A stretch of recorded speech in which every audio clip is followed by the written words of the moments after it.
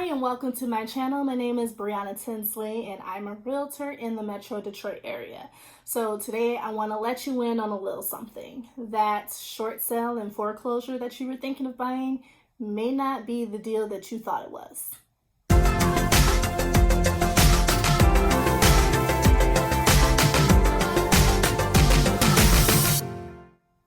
Alright, so let me explain. The first thing I hear from most of my clients is I want to find a deal. And the next thing that they ask for is my list of foreclosures, which I don't have one of those.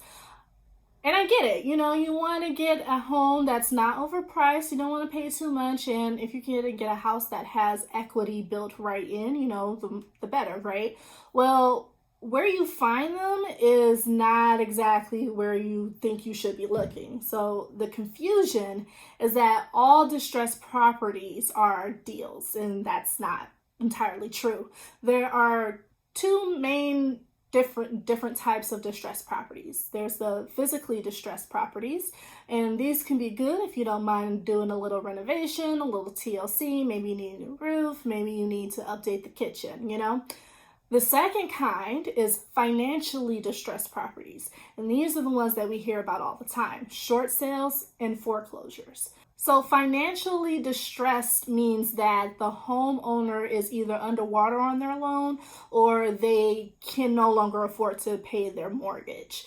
And those are the two distinct ones. So the foreclosure is when you can't pay your payments anymore. You've defaulted on your loan. That means you've missed 3 payments, and not necessarily consecutive payments, but you've missed 3 payments and you don't have the money to get caught up. So, and also when I say foreclosures, I'm not talking about pre-foreclosures. I'm talking about homes where the owner has missed the redemption period, they couldn't keep up with their loan or they couldn't sell, and they've already lost all rights to the property and have already moved out. And I'll talk a little bit more about pre-foreclosures and how to save them in another video, but for right now, that's all you need to know. And then for short sales, that's when you're underwater on the loan, which means if your mortgage is $175,000 and now your home is only worth $125,000, that means you are underwater on your loan. Your house is worth less than what you owe. And then HUD homes, those are basically foreclosures where the home was originally bought with an FHA loan. I'm not going to get into FHA, conventional, or any of that. That's another episode.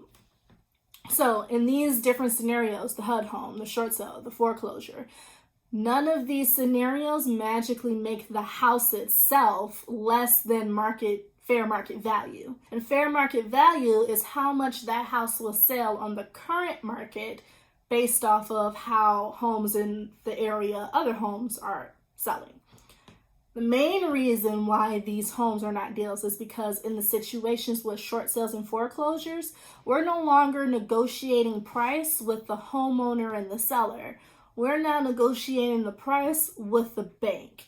The bank set the price of the homes in these situations. They ask for information from appraisers, they get information from realtors, and they do their own kind of due diligence to figure out how much that home would sell for on the current market. And banks don't normally sell for less than what their original asking price is. If you do get a discount, it's probably going to be like $5,000 or less. And if you do find a house that is deeply discounted, that was financially distressed, it's probably because the house wasn't even priced properly in the first place. And that's why it was sitting on the market. Which means that number that it sells for is the fair market value. So where do you find the deals? That would be in that would be in the physically distressed properties that I mentioned earlier, the ones with the little TLC, the ones that probably need a new roof or have some foundational issues, and those sound like big deals, but sometimes it's just, updating a kitchen or fixing some walls or something like that, or an electrical problem. Those are the ones that you probably would find a good deal.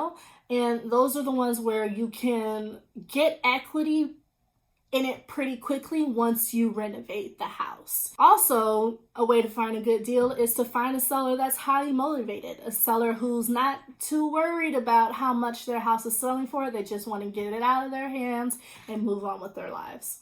That's where you would find those deals. So I hope this video was helpful for you, and I hope you enjoyed it. If you did, please like, share, and subscribe, and I will see you in the next video. Thank you.